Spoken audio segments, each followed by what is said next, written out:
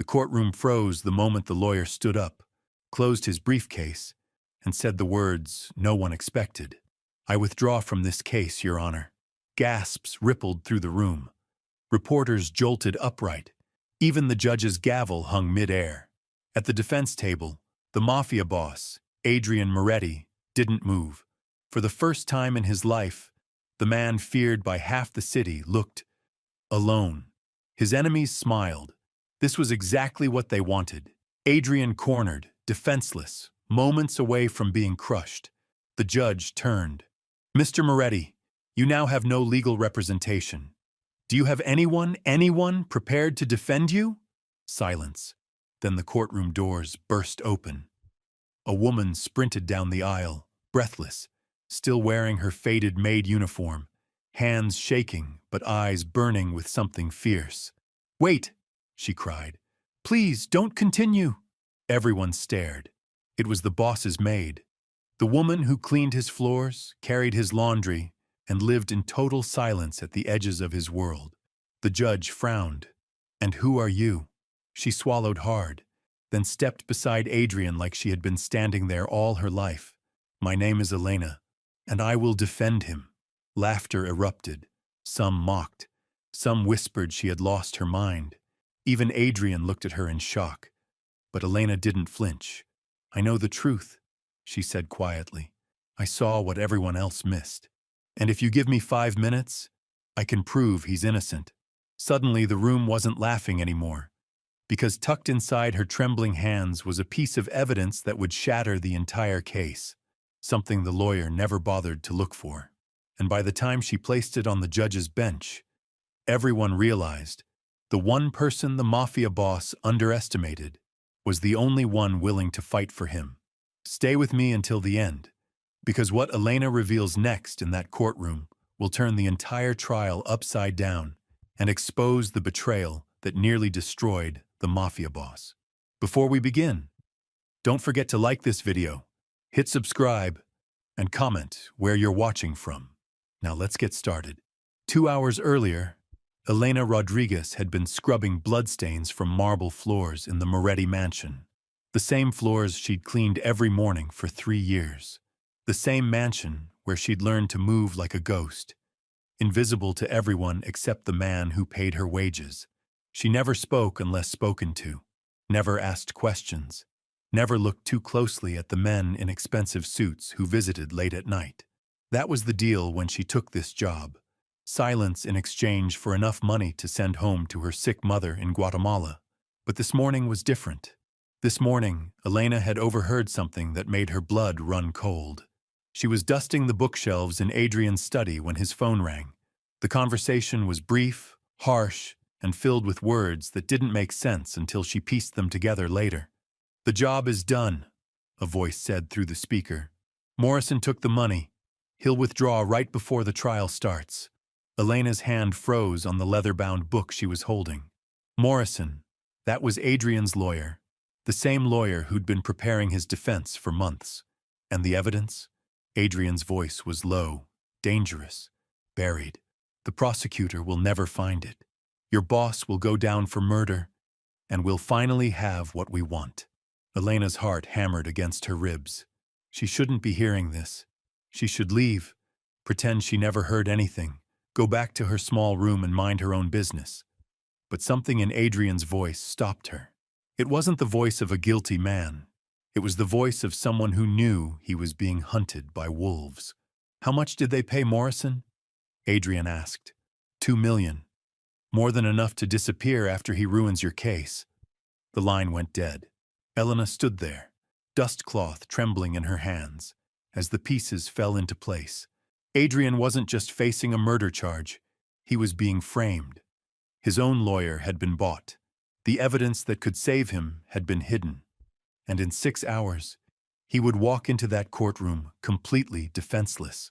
Elena had seen enough crime dramas to know what happened to men like Adrian when the system turned against them. They disappeared into maximum security prisons and never came out. Their empires crumbled. Their families were left with nothing. But Adrian had been different with her. Not kind exactly. Kindness wasn't in his vocabulary. But fair. He paid her well, on time, every week. When her mother needed emergency surgery last year, he'd advanced her 6-month salary without being asked. When other staff members were caught stealing, he fired them. When Elena accidentally broke a priceless vase, he'd simply told her to be more careful. He treated her like a human being. In her world, that was rare. So when Elena heard the prosecutor's opening statement on the courtroom radio that morning, painting Adrian as a cold-blooded killer who'd executed a rival gang member in broad daylight, she knew it was a lie. Not because Adrian was incapable of violence. She'd seen the scars on his hands, heard the whispered conversations about territory wars and blood debts, but because she'd been cleaning his study the night of the supposed murder. She'd seen him pacing the floor at midnight, phone pressed to his ear, desperately trying to prevent a war between the families. She'd heard him order his men to stand down, to find a peaceful solution. She'd watched him throw his phone against the wall in frustration when the negotiations failed. Adrian Moretti was many things, but he wasn't a murderer, at least not that night. And now, as Elena raced through the courthouse halls, her maid's uniform drawing stares and whispers, she clutched the one piece of evidence that could prove it. Security footage from the mansion's cameras, footage that showed exactly where Adrian was during the time of the murder, and it wasn't anywhere near the crime scene. She'd found it buried in the digital archives, misfiled under the wrong date. Morrison had been looking for it for weeks, claiming the system was corrupted. But Elena knew computers. She'd taught herself programming during long nights when insomnia kept her awake, learning skills that her education back home never provided. The footage was crystal clear. Adrian in his study from 11:30 until 2 in the morning. The murder had happened at midnight, 15 miles away.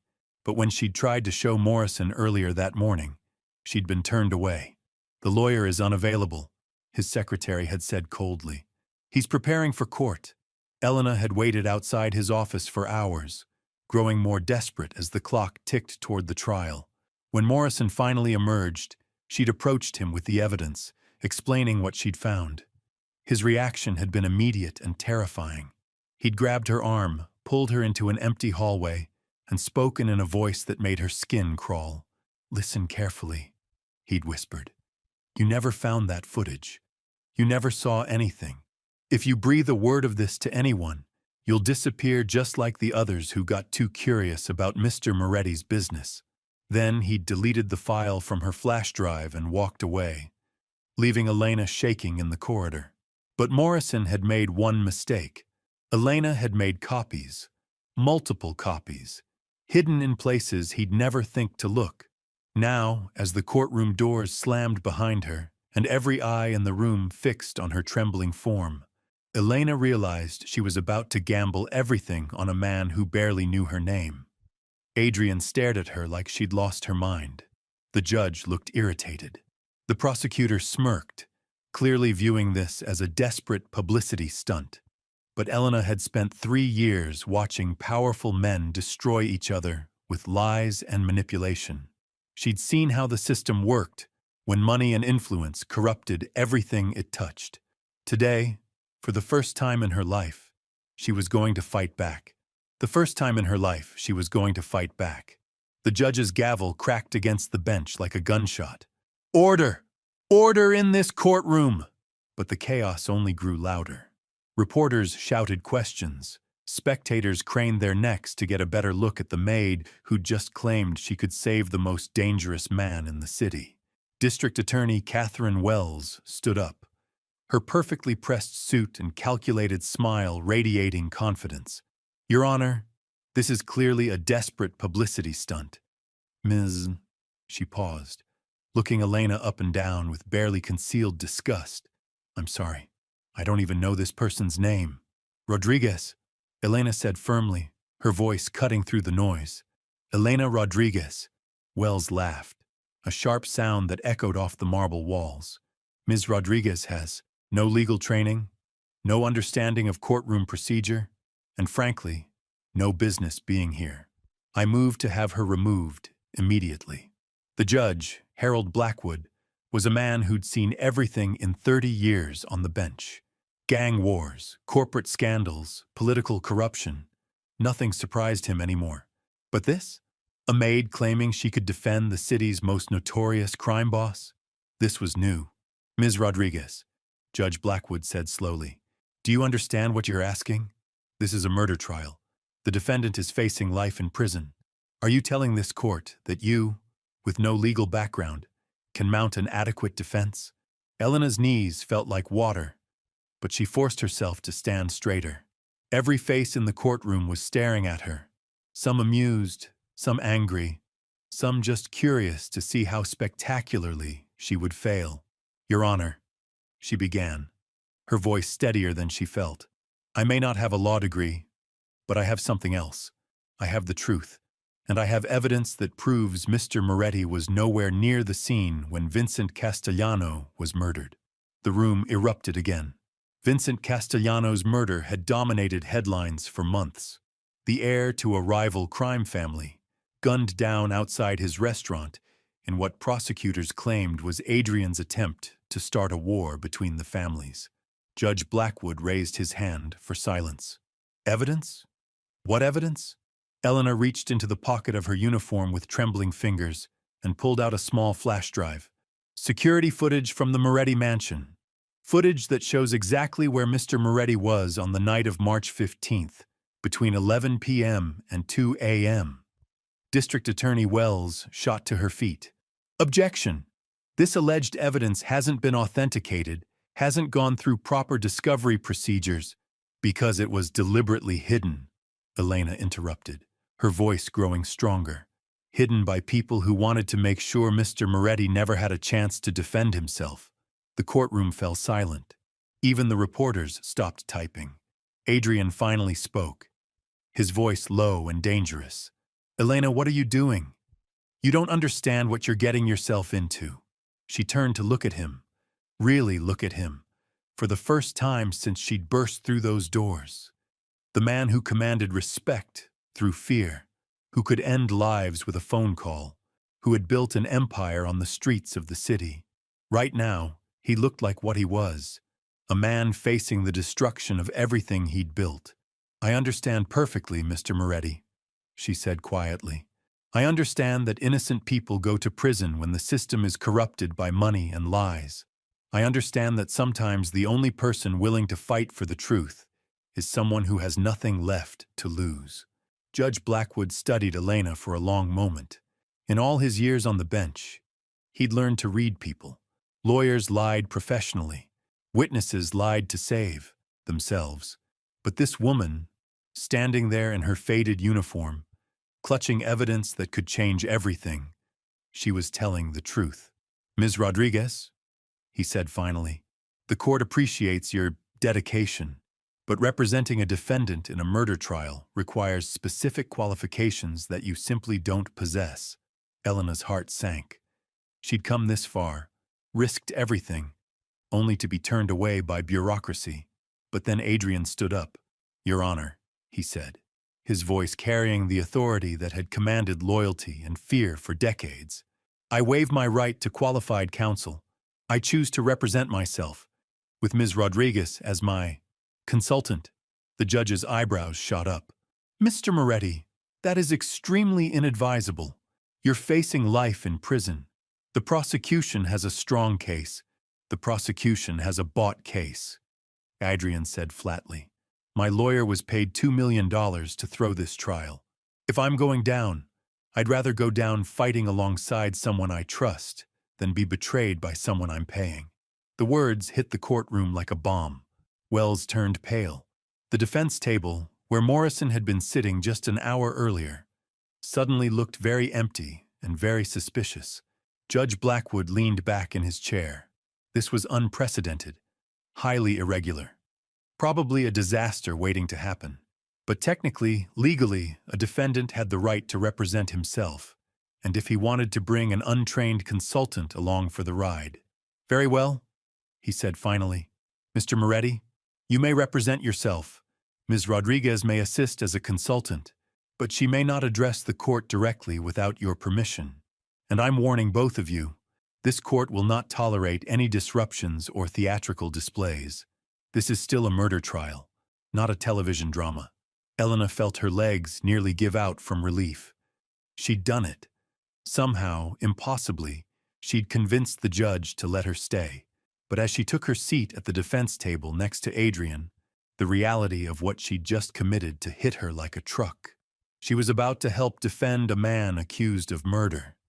She was going up against trained prosecutors with unlimited resources and years of experience, and she was armed with nothing but a flash drive and the absolute certainty that Adrian Moretti was innocent of this particular crime. "Elena," Adrian whispered as the judge called for a brief recess, "you have no idea what you've just gotten yourself into. These people don't just destroy careers, they destroy lives. You still have time to walk away." She looked at him steadily. "Mr. Moretti, 3 years ago you gave me a job when no one else would. You paid for my mother's surgery when you didn't have to. You treated me like a human being when everyone else treated me like furniture. Now it's my turn to help you." Adrian stared at her for a moment, something unreadable flickering in his dark eyes. "You realize that if we lose this, you won't just be out of a job. Wells and whoever is backing this frame job, they'll come after you. They'll make sure you disappear." Elena's smile was small but determined. "Then we better not lose." As the courtroom began to empty for the recess, Elena opened her laptop, a cheap model she'd bought with her savings, and began pulling up files. She had security footage, but that was just the beginning. During her 3 years in the Moretti mansion, she'd seen things, heard conversations, noticed patterns that no one else had paid attention to. Because that was the thing about being invisible. People said and did things around you that they never would if they remembered you were there. And Elena Rodriguez had been remembering everything. Now, as Elena stared at her laptop screen in the empty courtroom during recess, her mind raced through everything she'd witnessed over the past 3 years. The conversations she'd overheard while dusting furniture, the phone calls that stopped abruptly when she entered a room, the faces of men who visited the mansion at strange hours, always leaving with expressions she couldn't quite read. But there was something else, something that had been nagging at her since the moment she'd heard about Vincent Castellano's murder, a detail that seemed insignificant at the time, but now felt like the missing piece of a deadly puzzle.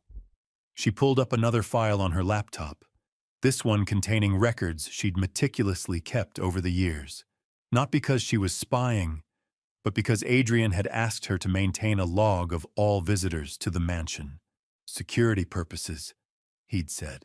Elena had been thorough, noting dates, times, and the business cards she collected from the foyer table after meetings ended. Her finger traced down the screen until she found what she was looking for. March 13th, 2 days before the murder. A visitor she'd never seen before or since. The business card he'd left behind read, "Marcus Webb, private investigator." Elena's heart began to pound. She remembered that meeting clearly now because it had been different from the others. Adrian had been agitated afterward, pacing his study until nearly dawn. She'd heard him making phone calls, his voice urgent, almost panicked. But what really caught her attention was what she'd found the next morning while cleaning his office. A torn photograph, half burned in the fireplace. She'd almost thrown it away, but something made her pocket it instead. Now, as she pulled the singed fragment from her purse, the pieces began falling into place. The photograph showed Vincent Castellano, but he wasn't alone. Standing beside him was a woman Elena recognized from society pages, Margaret Castellano, Vincent's wife. And in the background, barely visible but unmistakably clear to someone who'd memorized every face that entered the Moretti mansion, was Marcus Webb. Elena's hands trembled as she pulled up internet search results on her phone. Marcus Webb's website was professional, sleek, specializing in matrimonial investigations, divorce cases, cheating spouses, the kind of work that destroyed families and sometimes got people killed. The recess was ending, but Elena's mind was spinning faster than ever. If Vincent Castellano had hired a private investigator to follow his wife, and if that investigation had led to the Moretti mansion, then this wasn't about gang territory at all. This was about something far more personal and infinitely more dangerous. She thought about Margaret Castellano, a woman she'd seen exactly once at a charity event covered in the local papers. Beautiful, sophisticated, married to one of the most powerful men in the city's underworld. But what if she'd been living a double life? What if she'd been meeting someone at the Moretti mansion? Not Adrian himself, but someone in his organization. Elena's breath caught in her throat as another memory surfaced. 3 weeks before the murder, she'd been cleaning the guest house when a black sedan had pulled up to the mansion's side entrance. A woman had gotten out, her face hidden by a wide-brimmed hat and oversized sunglasses. Elena had thought nothing of it at the time. Adrian conducted business with all kinds of people, but now, studying the photograph again, she realized the woman's build, her elegant posture, even the way she carried her purse, matched Margaret Castellano perfectly. The courtroom doors opened, and people began filing back in. Elena quickly saved her files and closed the laptop, but her mind continued racing.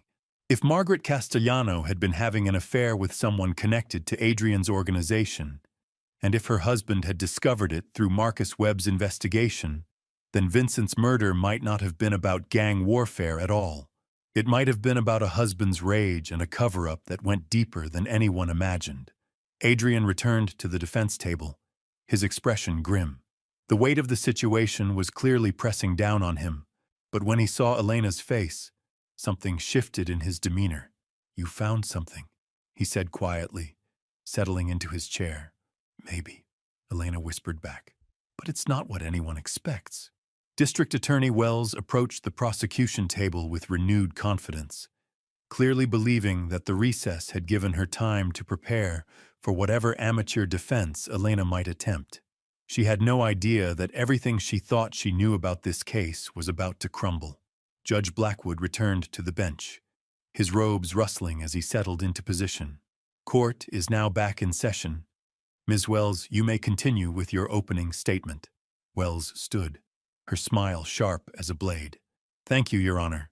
Ladies and gentlemen of the jury, this case is about power, territory, and the cold-blooded murder of Vincent Castellano by a man who believed he could eliminate his competition with bullets rather than business." She walked slowly in front of the jury box, making eye contact with each member. "The evidence will show that Adrian Moretti orchestrated this killing as part of a larger plan to control the city's underground economy. Vincent Castellano was a threat to that control, so he was eliminated. Simple, brutal, effective." Elena watched the jurors' faces as Wells painted her picture of Adrian as a calculating killer. Some nodded along, already convinced. Others looked skeptical but attentive. All of them seemed to accept the basic premise that this was a straightforward gang execution. None of them suspected that the real motive for Vincent Castellano's death had nothing to do with territory or business deals, and everything to do with a marriage falling apart in the shadows of the city's most dangerous families.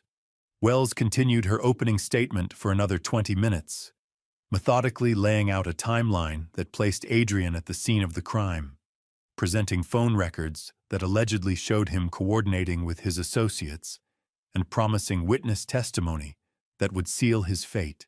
When she finally returned to her seat, the silence in the courtroom was thick with anticipation. Everyone knew that Adrian had chosen to represent himself with only a maid as his consultant. The smart money was on this being a very short trial. Judge Blackwood looked toward the defense table. "Mr. Moretti, you may present your opening statement." Adrian stood slowly, and for a moment, Elena saw him as she imagined others did. Tall, imposing, with the kind of presence that commanded attention even in a courtroom designed to diminish defendants. But she also saw something else. A man who'd spent his entire life building walls around himself, only to find that those same walls had become a prison when the people he trusted most betrayed him. "Your Honor, members of the jury," Adrian began, his voice steady despite the circumstances. I stand before you today, not as the monster the prosecution wants you to see, but as a man who has been framed by people willing to destroy lives to protect their own secrets. He paused, letting his words sink in. The prosecution wants you to believe this is a simple case of gang violence. They want you to accept that Vincent Castellano died because of territory disputes and criminal ambition. But the truth is far more complicated and far more personal than anyone in this room imagines. Elena felt her heart racing as Adrian continued, his opening statement setting the stage for revelations that would shock everyone present. Over the next few days, we will present evidence that proves I was nowhere near the scene of Vincent Castellano's murder. We will show you that the real motive for his death had nothing to do with criminal enterprise and everything to do with a betrayal that reaches into the highest levels of this city's elite. Wells started to stand, probably to object, but Adrian held up his hand. We will prove that Vincent Castellano was killed, not by a rival gang leader, but by people who discovered his wife's secret affair and decided that murder was preferable to scandal. And we will show you that my former attorney was paid handsomely to ensure that this truth never saw the light of day. The courtroom erupted. Reporters frantically scribbled notes. The jury members looked stunned. Even Judge Blackwood seemed taken aback by the direction Adrian's defense was taking. But Elena was watching Margaret Castellano, who had been sitting in the front row throughout the proceedings. The color had drained completely from her face, and her hands were gripping her purse so tightly that her knuckles had turned white. For the first time since this nightmare began, Elena allowed herself to hope, because sometimes the truth was stranger than any fiction, and sometimes a maid who paid attention to details everyone else ignored was exactly what an innocent man needed to save his life. His life. Margaret Castellano's reaction hadn't gone unnoticed. Detective Ray Morrison, no relation to the corrupt lawyer, sat in the back row, his trained eyes catching every micro-expression that crossed her face during Adrian's opening statement. He'd been investigating Vincent's murder independently, always suspicious that the official narrative felt too convenient, too clean. Now, watching Margaret's composure crack in real time, pieces of his own investigation suddenly clicked into place. The unexplained financial transfers from her personal account. The burner phone found in her car during the initial investigation, dismissed as irrelevant. The witness who claimed to see a woman leaving the scene but was never called to testify. Elena caught Detective Morrison's eye across the courtroom. Something in his expression told her he was thinking along the same lines she was. They had an ally they didn't even know about. Judge Blackwood called for another brief recess to allow the prosecution time to review Adrian's unexpected defense strategy. As the courtroom emptied, Elena noticed Margaret Castellano rushing toward the exit, her phone already pressed to her ear. "We need to follow her," Elena whispered to Adrian. He shook his head. "Elena, you've done enough. This is dangerous territory now. If Margaret was involved in her husband's death, she has powerful people protecting her, people who won't hesitate to eliminate threats." But Detective Morrison appeared at their table before Elena could respond. "Mr. Moretti, Ms. Rodriguez, I think we need to talk. I'm Detective Morrison, and I've been working this case from a different angle." Adrian's eyes narrowed with suspicion. "Another cop trying to build his career on my conviction?" "No," Morrison said firmly. "A cop who's been asking why Vincent Castellano's murder was solved so quickly, and why certain evidence disappeared from the crime scene before I could examine it properly." Elena leaned forward. "What kind of evidence?" Morrison glanced around to make sure they weren't overheard. "Security footage from the restaurant across the street.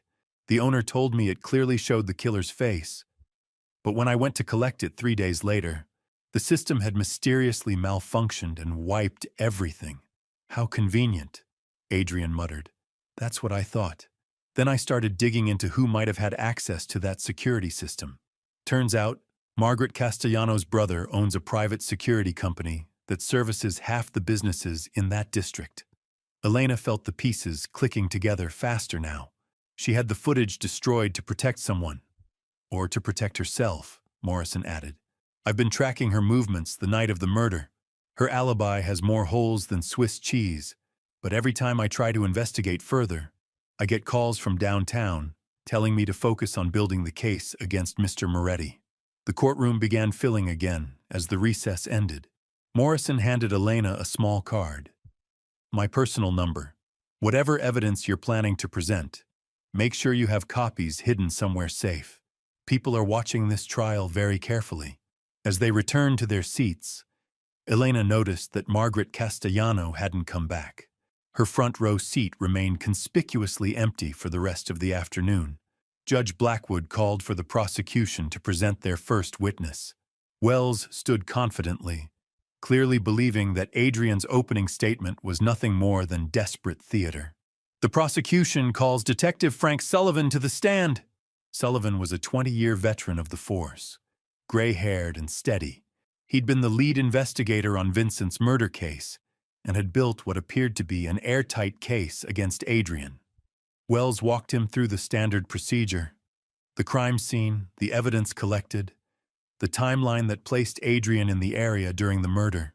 Sullivan's testimony was professional, thorough, and damning, but Elena was watching his body language, noticing things that years of observing people had taught her to see. When Wells asked about the security footage from nearby businesses, Sullivan's jaw tightened almost imperceptibly. When she mentioned witness statements, his eyes flickered toward the empty seat where Margaret should have been sitting. When it came time for cross-examination, Adrian stood slowly. He wasn't a trained lawyer, but he'd spent decades reading people, understanding their motivations and weaknesses. Detective Sullivan, Adrian began, in your 20 years of police work, how many murder cases have you solved this quickly? Sullivan shifted slightly. Every case is different, Mr. Moretti. Sometimes the evidence points clearly to a suspect. Indeed. And in this case, the evidence pointed to me within 48 hours of the murder. Remarkably efficient police work. Wells started to object, but Adrian continued. Detective, did you investigate any other potential suspects? We followed all leads. Did those leads include Vincent Castellano's personal life? His marriage? His business relationships outside of alleged gang activities? Sullivan's pause was telling. We investigated all relevant angles. Adrian walked closer to the witness stand. Did you interview Mrs. Margaret Castellano about her whereabouts on the night of the murder? Of course. She was at home, grieving the loss of her husband. Did you verify that alibi independently? Another pause. Mrs. Castellano was the victim's widow. There was no reason to suspect. That's not what I asked, Detective. Did you verify her alibi independently? Sullivan's composure cracked slightly. She had no motive to harm her husband. Elena watched the jury carefully. Several members were leaning forward now, clearly intrigued by this line of questioning. The prosecution's case was starting to look less airtight and more selective. Elena's story proves that sometimes the most unlikely heroes emerge from the shadows when justice hangs in the balance. A maid with nothing but courage and the truth became the one person willing to stand against corruption and betrayal. Her loyalty and sharp eye for detail saved an innocent man from a life sentence, exposing a conspiracy that reached the highest levels of power. What would you do if you witnessed an injustice that everyone else ignored? Share your thoughts below, and don't forget to subscribe for more incredible stories of ordinary people doing extraordinary things.